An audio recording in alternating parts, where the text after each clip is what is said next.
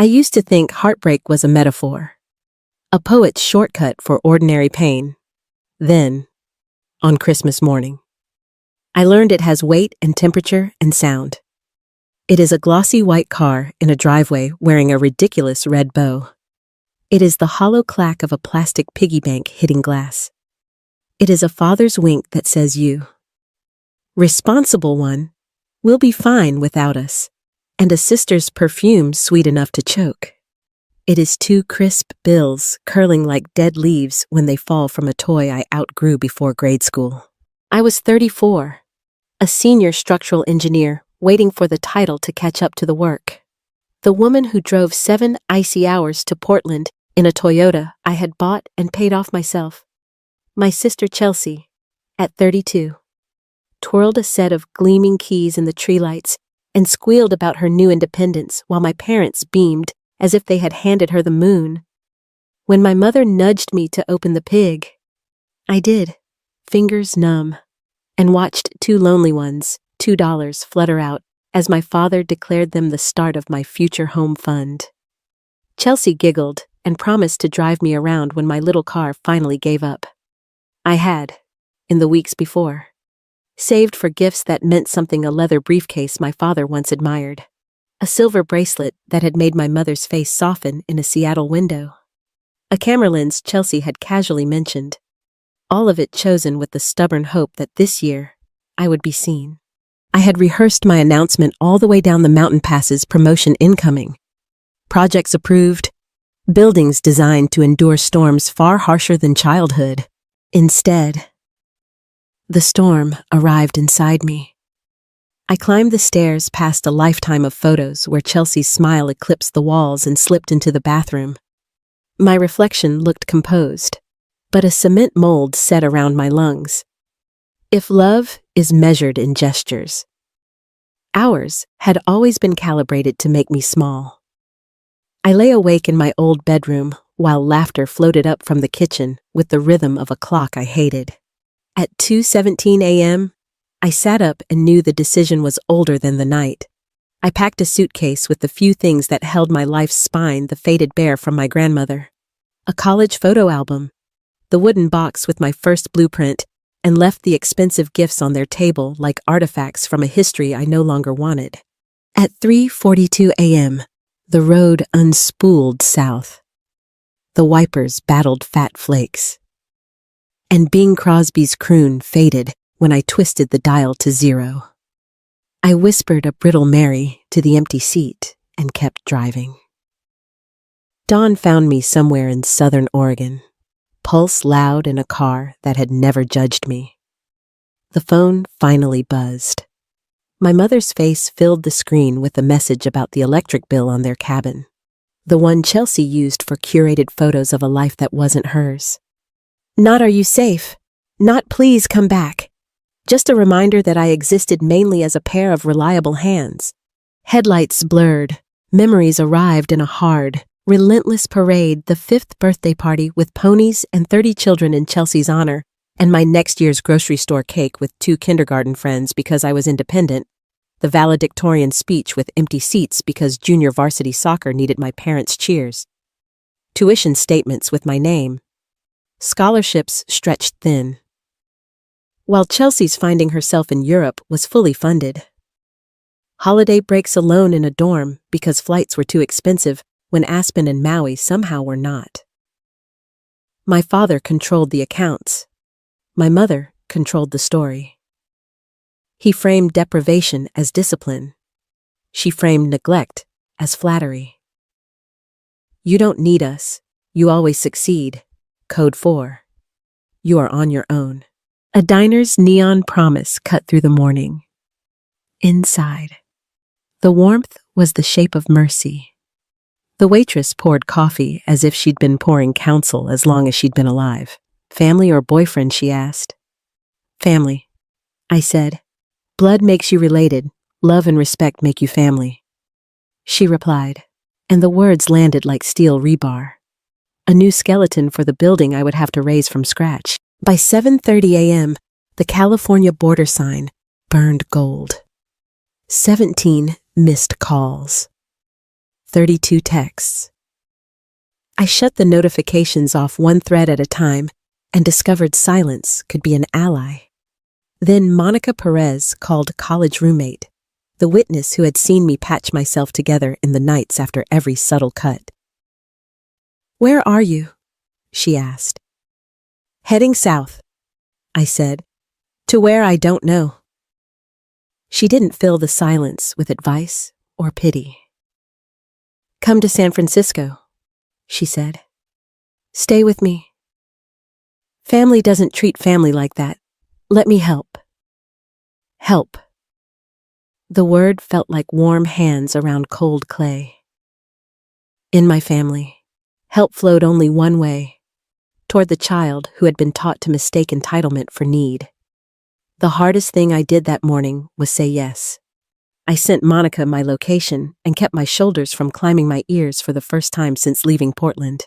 Monica's apartment smelled like basil and sunlight. Her spare room, soft terracotta walls. Quiet window felt like standing on a new foundation and finding it level. I drafted a transfer request to my firm's San Francisco office, rewrote it 14 times, and hovered over send while my parents' voices boomed in my head. Then I clicked. 3 hours later, approval pinged into my inbox as if the world had only been waiting for me to step out of the old script. "I start on Monday," I told Monica. She grinned and handed me a therapist's card. "Tuesday at 4:00 p.m., she said. "Not because you're broken, because you've been carrying something heavy for years." I stared at the name Elaine Levine, PhD, and for once did not argue. For an hour that first session, words refused to form. When I finally said favoritism, the room shifted, like a building relieved by a well-placed beam. How did it make me feel? Like I was worth exactly $2. San Francisco reshaped me slowly, like clay pressed and pulled into form. The spare bedroom became more than a refuge. It was a launch pad.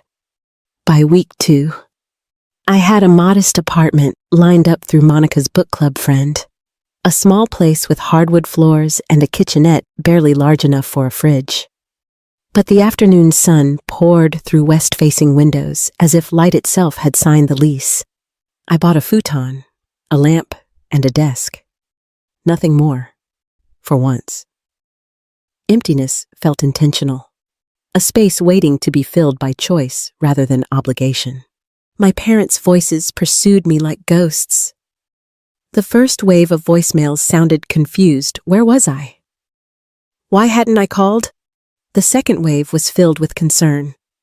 The third turned sharp, edged with manipulation honed by decades of practice.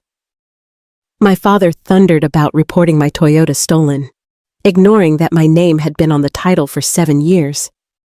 My mother spoke of stress-induced blood pressure spikes, implying my distance might kill her. I hovered over the delete button longer than I wanted to admit, then pressed it. Their fear no longer had the right to become my guilt. Work provided a new rhythm. My transfer was seamless. My reputation had preceded me. Colleagues saw my calculations, not my supposed role as the responsible sister. For the first time, my accomplishments were not filtered through comparison. Therapy carved out another rhythm. Dr. Levine's office smelled of lemon polish and patience. She let silences breathe until my words found the courage to fill them. I admitted what I had never dared, that being the reliable one had been less about pride and more about surviving neglect. That every "you'll be fine without us" had chipped away until I believed I was worth less than a car bow. On Saturdays, Monica dragged me to pottery classes. At first I resisted, but when my hands sank into cool clay, something gave way. "Don't force it," the instructor murmured. Listen to what it wants to become. My trembling fingers shaped uneven bowls and lopsided cups that looked nothing like perfection and everything like freedom. I lined them on the windowsill as talismans proof that I could create something ugly, something beautiful, something mine. By week 4, my family escalated. The narrative traveled faster than wildfire, according to whispers that reached me through LinkedIn messages and old colleagues.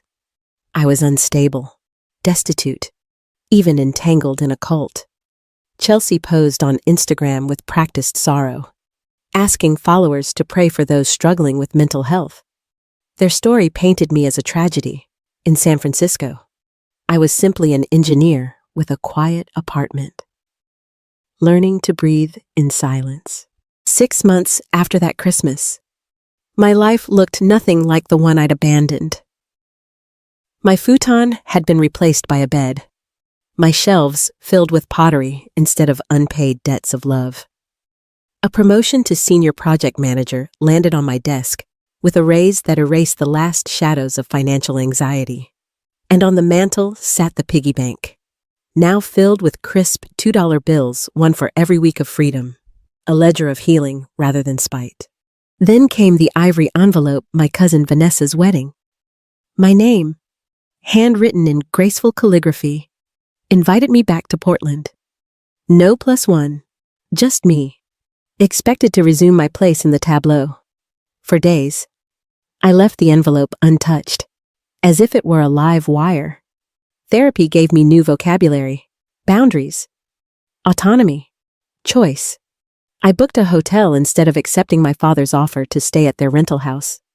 I chose a midnight blue silk dress tailored to my frame, a color that whispered power instead of apology. When I arrived at the rehearsal dinner, the air shifted, conversations stalled, forks paused, heads turned. My mother's hand flew to her throat. My father's glass froze halfway to his mouth. I walked in tall, heels striking against the hardwood, emerald blouse catching the light, diamond studs sparkling like punctuation marks to a story rewritten. Chelsea approached first, arms wide. Her designer watch was gone, her smile tighter, roots showing through grown-out highlights. "You look amazing," she said. "How's the BMW?" I asked softly. Her eyes flickered. "Traded it in. Got a Honda, more practical." Throughout the night, relatives circled, some whispering confessions I never expected. Cousin Michael admitted he'd noticed the imbalance for years. Aunt Martha hugged me and revealed that my father had lost his job, that medical bills had bled them dry. Rumors flew about their house being sold. The golden system of favoritism and manipulation was cracking under its own weight. My father tried to corner me with bourbon on his breath. "Family sticks together," he declared, authority trembling. "Does it?" I asked. "Or do some stick together while others get left behind?" His silence was louder than his anger. In the ladies' room, my mother reached for my hand. "We miss you so much," she whispered. I rinsed my fingers under cold water and answered with the truth. "I miss who I thought you were, for once." I left her tears uncollected. On the terrace later, Chelsea confessed her own collapse. The repossessed BMW, the debts, the failure to stand without scaffolding.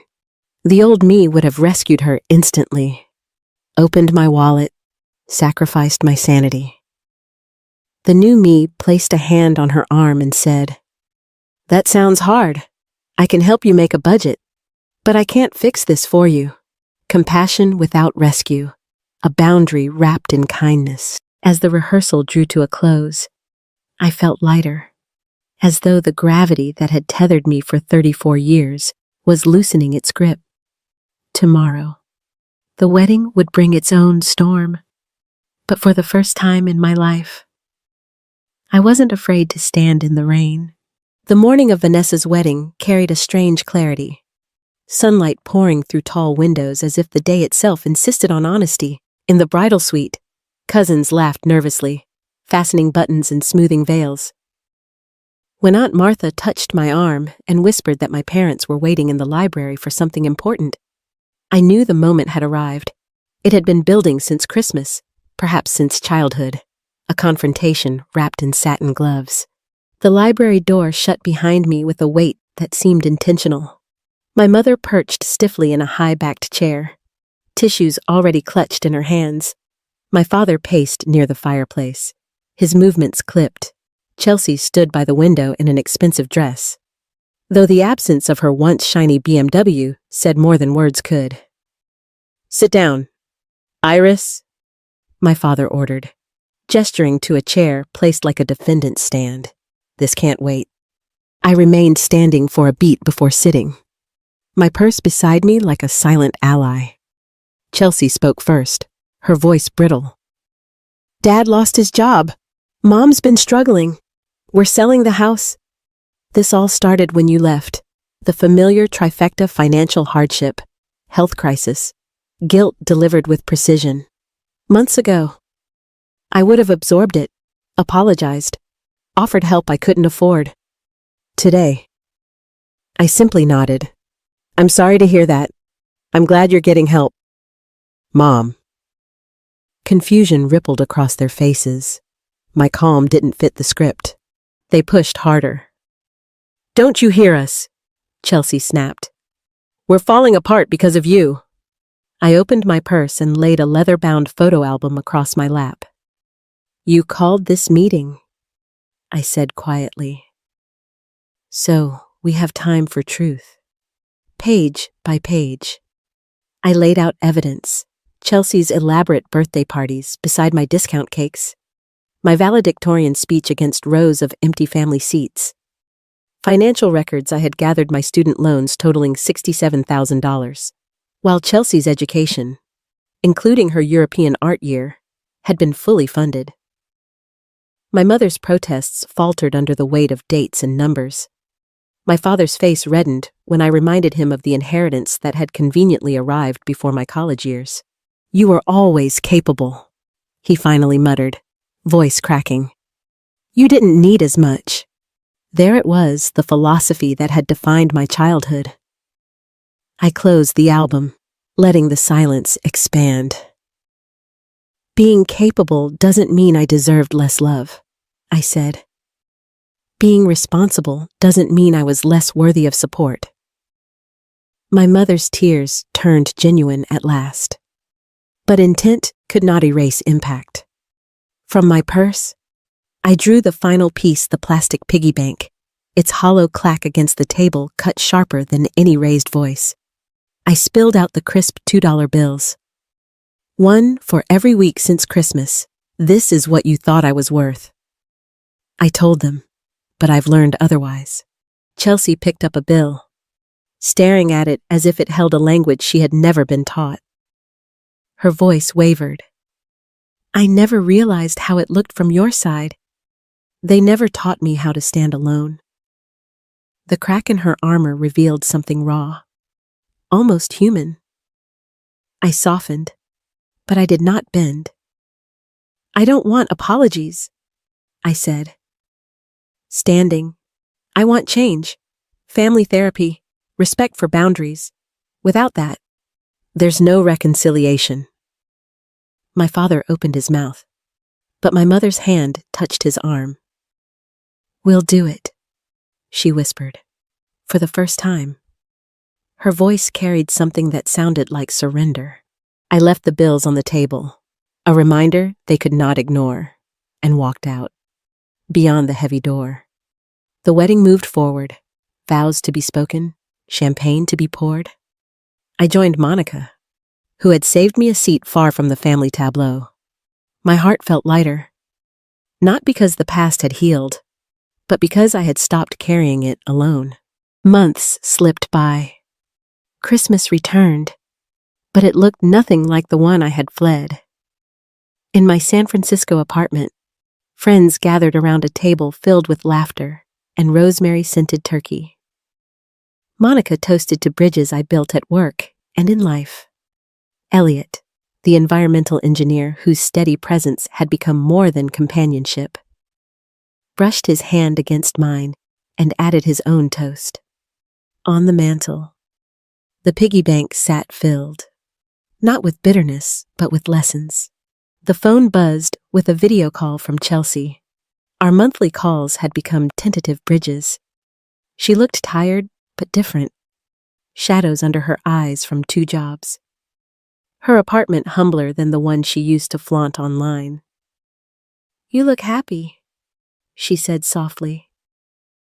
"Your place looks beautiful." She showed me our father, smaller now, sober for 90 days, attending meetings, our mother volunteering at a community center. It wasn't absolution, but it was a start. Later that night, after friends left and dishes were stacked, I stepped onto my balcony with Elliot. The city lights shimmered across the bay. Towers I had helped design standing tall against the night sky. "Worth isn't something you earn through usefulness," I whispered. "It's something you claim by knowing what you will and won't accept." Elliot wrapped a blanket around my shoulders, his warmth steady against the December chill. For the first time in my life, I was not diminished. I was whole. If you felt this story, share it with someone who might need the reminder that worth isn't measured by others, but chosen by yourself. Don't forget to like, share, and subscribe for more stories that remind us we are never as alone as we fear. And tell me in the comments what moment in your life taught you your true worth.